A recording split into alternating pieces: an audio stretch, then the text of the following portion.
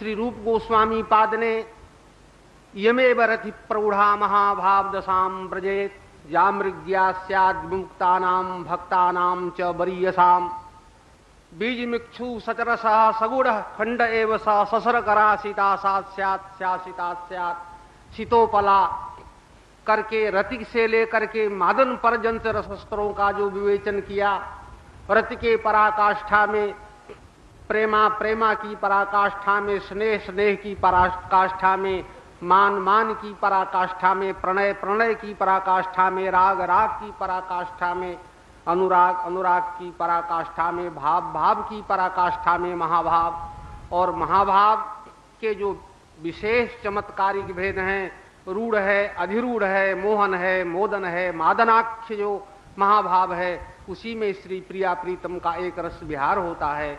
इस प्रकार से रसस्त्रों का वर्णन किया। पूज्यचरण श्री महाराज जी ने एक सूत्र दिया कल, मैं उसी सूत्र पर कुछ संकेत करता हूं जो महाराज जी दिया करते हैं।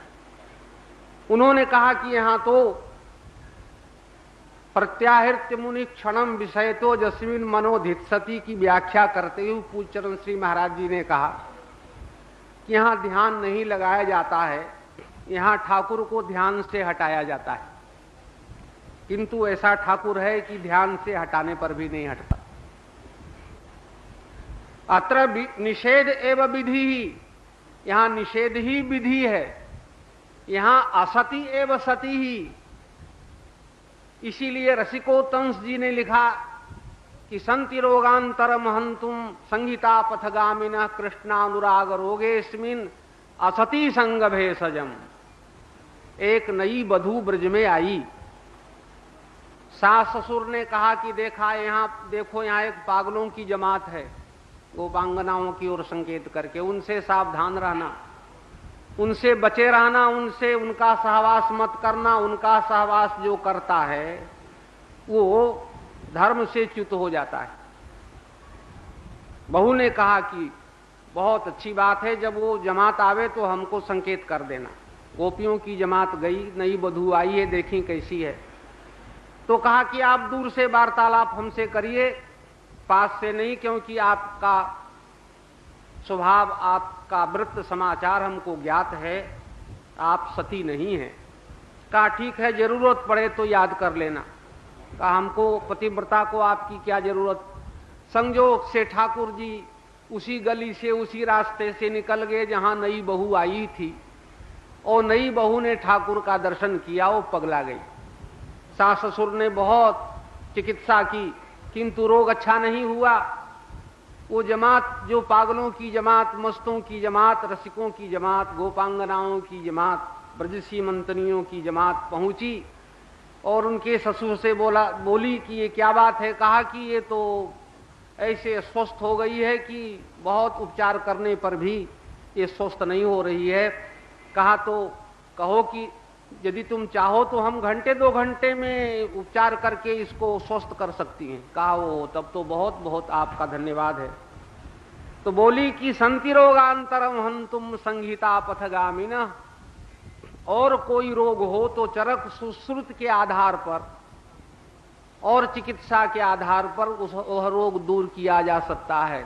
किंतु कृष्णानुराग का रोग लग गया हो किसी को कृष्णानुराग का रोग लग गया हो तो उसमें तो असती संग भेषजम, उल्टाओं की संगति ही औषधि है। असती संग भेषजम, यत्र वास्तविक असती तो वही हैं जो ठाकुर से अतिरिक्त किसी पति की केवल उपासना करती हैं, वही हमारे श्रीमद् भागवत की भाषा में असती हैं। इसलिए तो स्मश्रो मनख केश पिनद्ध मंतर मांसास्य रक्त कृम्बिट कपित्तवातम जीवक्षवम भजति कांतमतिर्विमूढ़ा, ये श्री लक्ष्मी जी का वचन है। जाते पदाब्ज मकरंद मजिघ्रति स्त्री, जो प्रभु के मंगलमय पादारविंदे के मकरंद रस का पान नहीं करती है, और यह मांस के पिंड को जिसमें दुनिया भर के कुराफात भरे हुए हैं, अस्थि है, केश है और कफ है, पित्त है, बात है, जीते हुए सबको पति मान करके जो भजन करती हैं, कांतमतिर विमूढ़ा, वह मूर्ख है भगवत पादार बिंद मकरंद रस से रहित जो धर्म है वह धर्म हमारे लिए ग्राह्य नहीं है भागवत की भाषा में। इसीलिए धर्म सत्यदयोपेतो विद्यावा तपसान्विता मद्भक्त्यपेतमात्मानं न सम्यक प्रपुनाति ही। सत्य दया से युक्त धर्म, तप से युक्त विद्या भगवत भक्ति से रहित जीवन को पवित्र करने में समर्थ नहीं है। इसलिए धर्म का जो अर्थ श्रीमद् भागवत में है वह लोकोत्तर है। इस वै पुंसाम परो धर्मो जतो भक्ति रधोक्षजे, पर धर्म का यह ग्रंथ है। ये तो प्रोज्झित कैतव निर्मत्सराणाम सताम धर्म अत्र निरूपिता श्रीमद् भागवते। प्रोज्झित कैतव मोक्ष वांछा शून्य जो केवल प्रेम रस का वर्णन है जिस श्रीमद् भागवत में। इसलिए श्रीमद् भागवत का जो धर्म है वह लोकोत्तर धर्म है, यह आत्म धर्म है। इसलिए श्री वल्लभाचार्य जी महाराज ने जब उद्धव जी ने गोपांगनाओं की वंदना की, दृष्टैवमादि गोपीनाम कृष्णावेशात्म विक्लवम उद्धव परम प्रीत स्थानमस्यन इदं जगौ। नमस्कार करते हुए जब उद्धव जी स्तुति करने लगे, एता परम तनुवृतः भुवि गोपबद्धो गोविंद एव निखिलात् मनिरूढ़ भावाः वांछन्ति यद भवभियो मुनयो वयं च किं ब्रह्म जन्मभिरनंत कथा रसस्य। उसके बाद का श्लोक बड़ा भयंकर है। एता परम तनुवृतः, श्रीधर स्वामी जी ने लिखा है कि सफल जन्मानः एता, जन्म धारण करने का फल तो गोपांगनाओं को प्राप्त हुआ, क्योंकि गोविंद में इनका रूढ़ भाव है। विश्वनाथ चक्रवर्ती पाद लिखते हैं सारार्थ दर्शनी में कि ये रूढ़ प्रादुर्भावे बीज जन्मनी वाला व्याकरण का रूढ़ शब्द नहीं है, किंतु यह महाभाव विशेष रूढ़ है। महाभाव विशेष यत्र क्षण कल्पता कल्प क्षणता, जैसा निवेदन मैंने किया था भगवान के संश्लेष में, क्षण मात्र कल्प के समान व्यतीत हो जाए संयोग में, और भगवान के वियोग में एक एक क्षण कल्प के समान व्यतीत हो, संयोग में कल्प क्षण हो जाए और विश्लेष में क्षण कल्प हो जाए। ये विशेष रूढ़ भाव जो है, यही रूढ़ भावा का तात्पर्य हो सकता। नहीं तो फिर प्रादुर्भाव रूढ़ भाव होता तो उसके लिए उद्धव इच्छा नहीं करते। बांधन्ति यद भव्यो मुनयो वयं च मुनयः अपि इच्छन्ति वयम् अपि वाञ्छामः। तो ये प्रादुर्भाव रूढ़ भाव नहीं हो सकता, ये तो महाभाव विशेष ही हो सकता जिसकी इच्छा उद्धव जी कर रहे हैं। नोधवोन्नपि मन्युनः, अणुमात्र उद्धव हमसे कम नहीं है, साक्षात श्री कृष्ण के समान ही उद्धव हैं। यथा भवान न तथा में प्रीतमः आत्मजो नर शंकर न च संकर्षणो न स्त्रीर्नैवात्मा च यथा भवान। न लक्ष्मी प्यारी है, न अपना श्री विग्रह प्रिय है, न बलराम प्यारे हैं, न शिव जी, न ब्रह्मा जी महाराज। जितने प्रिय उद्धव हैं वो उद्धव स्तुति कर रहे हैं कि सफल जन्माना तो एता एव, इन्हीं का जन्म सफल है। किंतु आगे का श्लोक बड़ा विलक्षण है।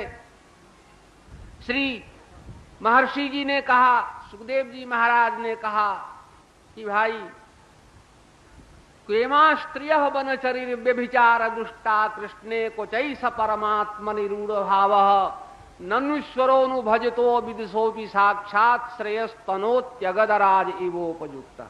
व्यभिचार दुष्टा, मैंने विद्वानों से निवेदन किया था निर्मार्क महाविद्यालय में जब भागवत जयंती पर हम लोग सम्मिलित हुए थे कि ये व्यभिचार दुष्टा। कौन बोल रहा है? उद्धव जी बोल रहे हैं। और किस परिस्थिति में बोल रहे हैं? ता नमस्यन इदं जगऊ, नमस्कार करते हुए। और आगे स्वयं कहेंगे नायम श्रियोंगो नितांत प्रते प्रसादः स्वरजोषिताम नलिन गंधरुचाम कोतोन्याः रासोत्सवे से भुजदंड गृहीत कंठ लब्धाशिषाम ज उदगाद ब्रजवल्लवीनाम।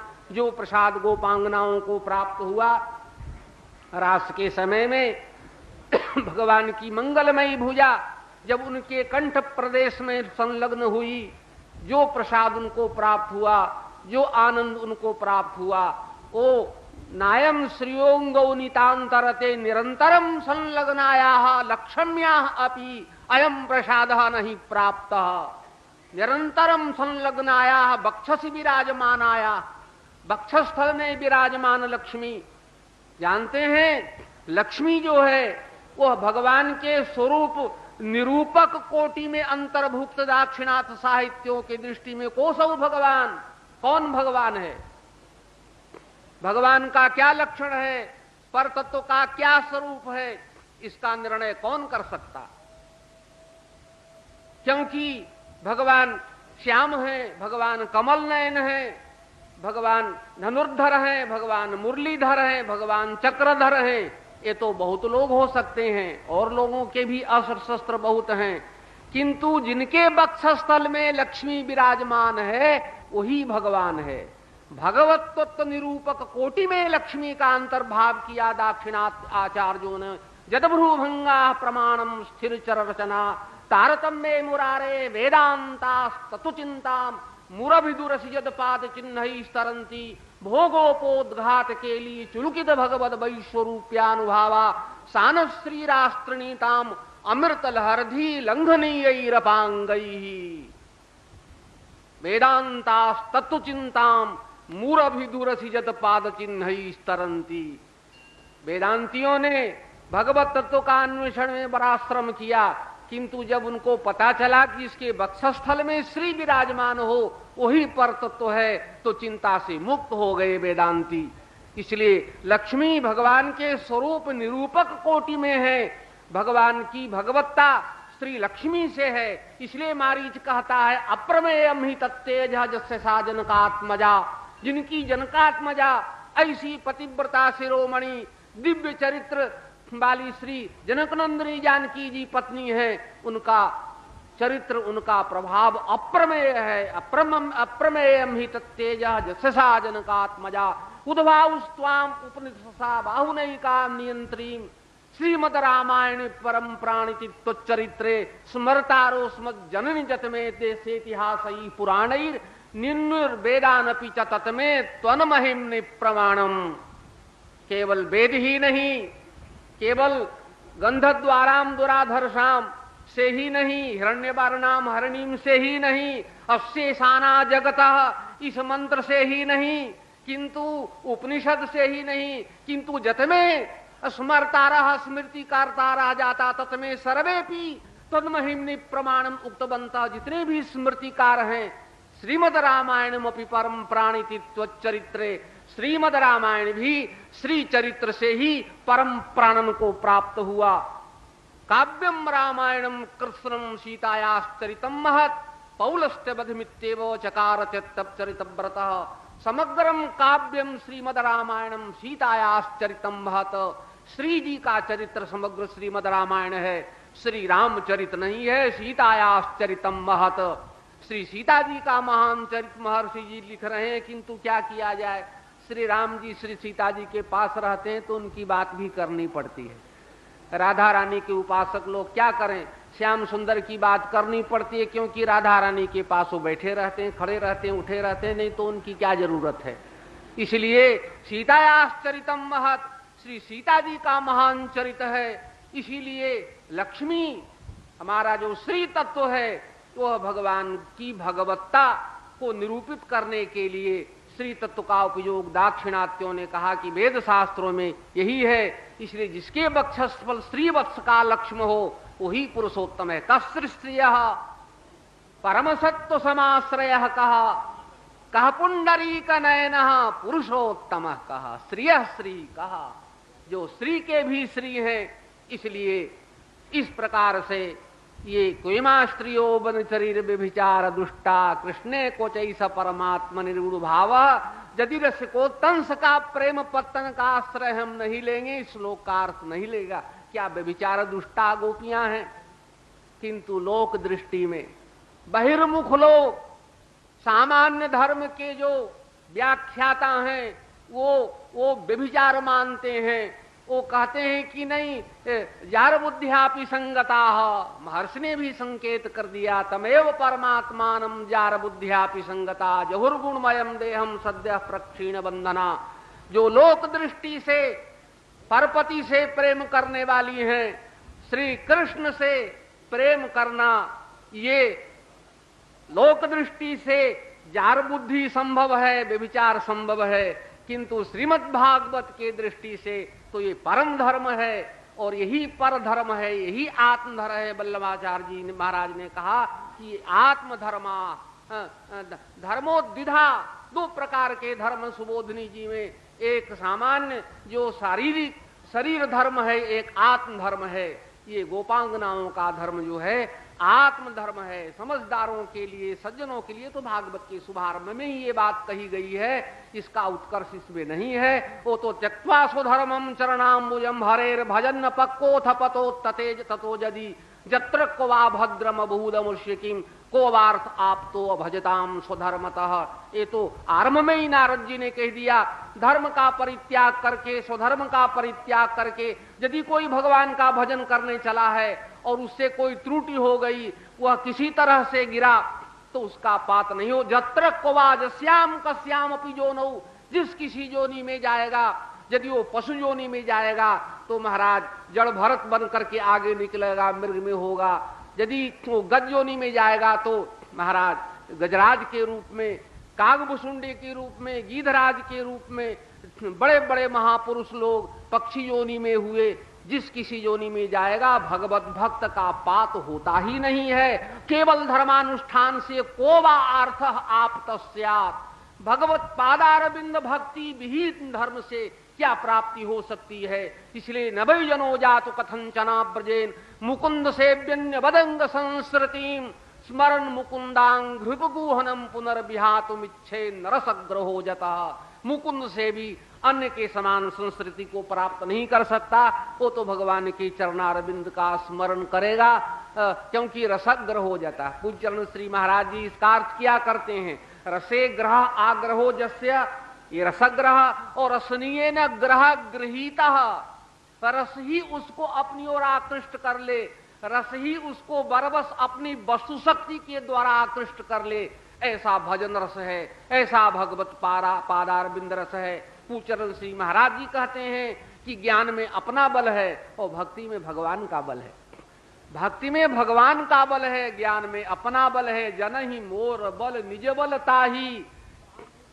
इस प्रकार से पूज्य श्री महाराज जी ने अनेक अवसरों के ऊपर, मैं तो बहुत 30 वर्षों से मैं प्रवचन सुन रहा हूं, इस प्रकार से श्रीमद् भागवत का जो ये व्यभिचार दुष्टा है, यह लोक दृष्टि से हो सकता है, किंतु भागवत की दृष्टि से ये तो परम सती का चरित्र है। इसलिए यह भागवत का जो ब्रज रस है, ये महाराज ये विधि नहीं, ये निषेध जहां होता है वहीं विधि का दुष्यस्तत् कथार्थ, उनकी कथा हमसे नहीं छूटती है। हैं तो बहुत बुरे हो, किंतु उनकी कथा नहीं छूटती है। छोड़ने पर भी ब्रज रस से आदमी छुटकारा पाना चाहे, छुटकारा नहीं पा सकता। ये कथावाचकों ने बहुत घर बर्बाद कर दिए, कथावाचकों ने बहुतों की दुनिया समाप्त कर दिए। इसलिए गोपियों ने साफ दिया है, ये कथावाचक कभी चैन से नहीं रहेंगे, इनको भरपेट भोजन कहीं नहीं मिलेगा। एक आंख में पोथी दबा दबा करके घूमते घूमते रहेंगे, जैसे इन्होंने हमको कथा पिला करके घर द्वार छोड़ाया। कथावाचक कठोर, जिसकी कथा वो कठोर, कथा का श्रोता भी वज्र। महाराज जी सुना रहे थे, जदनुचरित लीला कर्ण पीयूष विपुट सकदन विधूत द्वंद्व धर्मा विनष्टा सपद गृह कुटुंबम दीन मुत्सृज दीना बहव यह विहंगा भिक्षरजाम चरंती। ये बाबा लोग, ये साधु लोग कथा सुन करके बाबा जी बने हैं।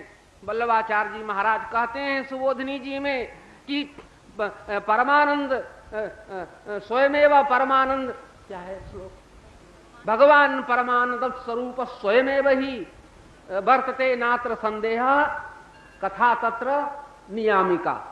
भगवान परमानंद स्वरूप है, इसमें कोई संदेह नहीं है।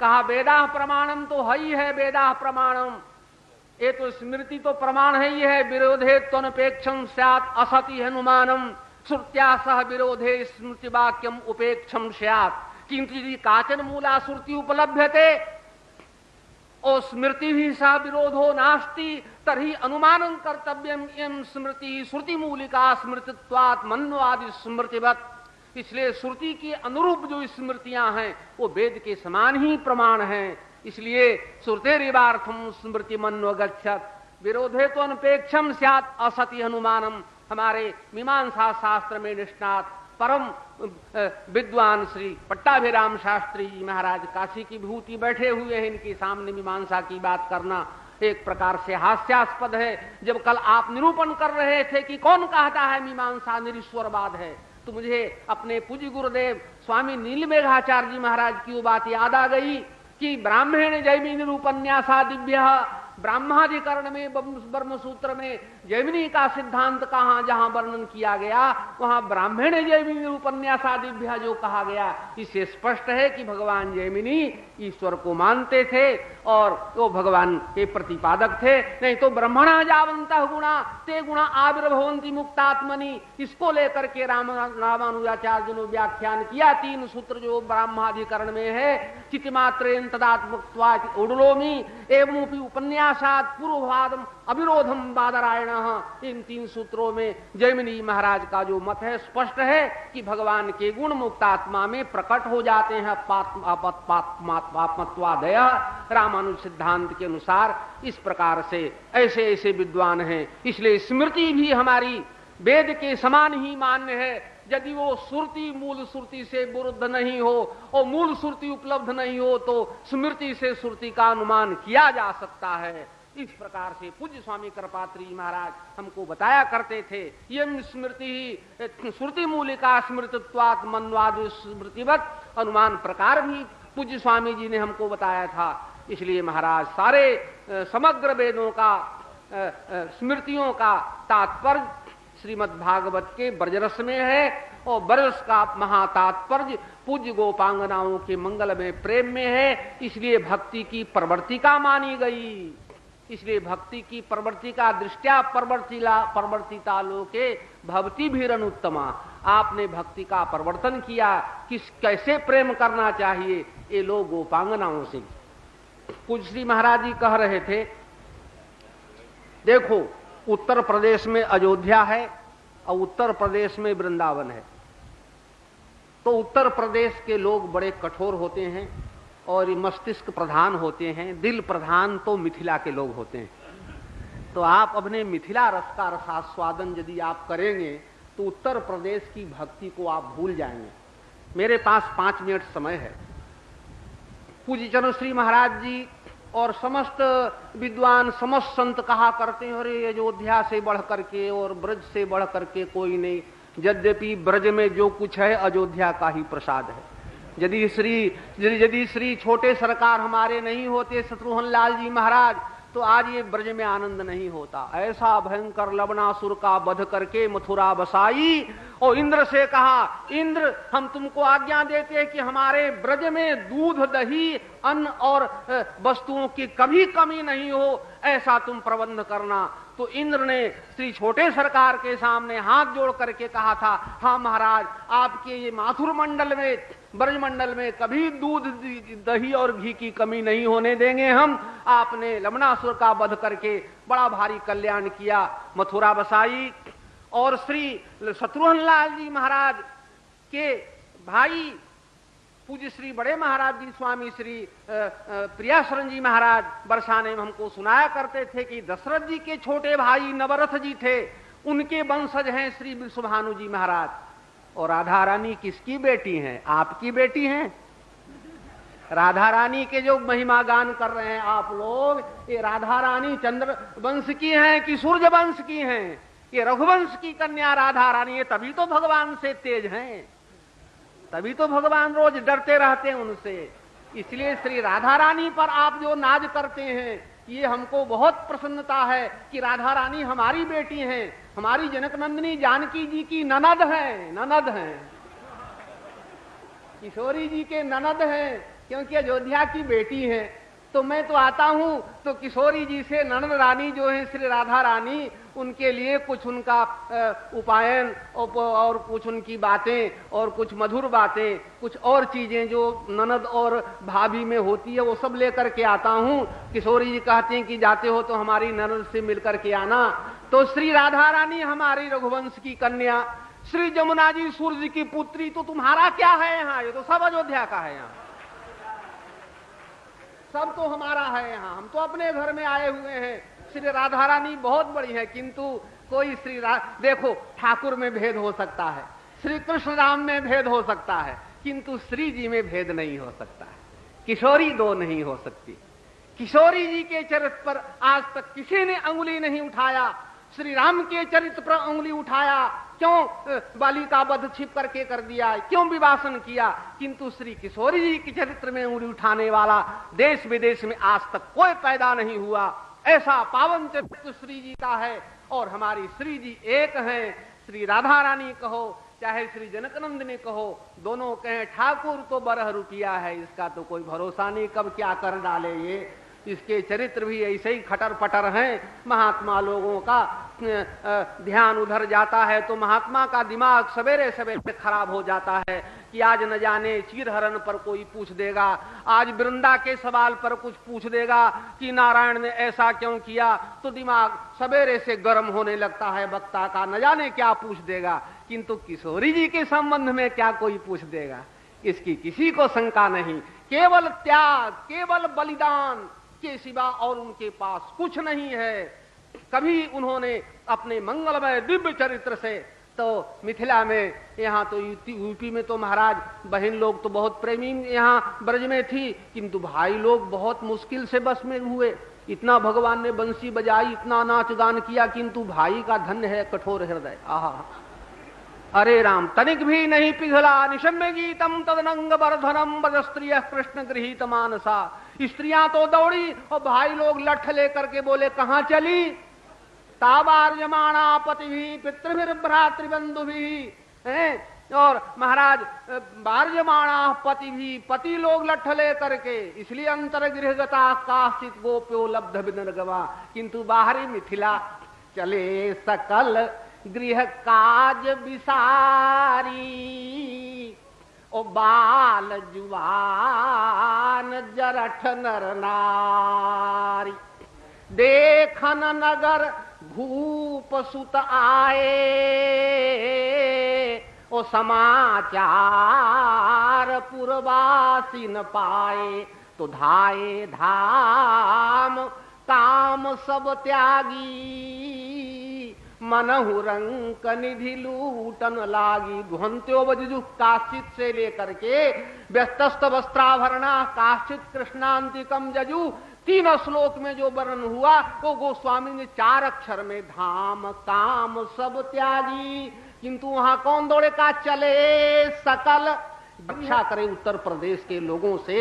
यहाँ के लोग बड़े कुराफाती होते हैं। अयोध्या में भी कुराफाती निकल आए। मिथिला की हवा लगती है इसलिए वहां कुराफात कम है। मिथिला नजदीक है इसलिए अयोध्या में 2 ही 4 विरोधी, और यहाँ तो 50-50। यहाँ तो क्योंकि ये बहुत दूर पड़ता है ये, इसलिए जब मिथिला जी की हवा लगी तो ठाकुर जी हरे हो गए।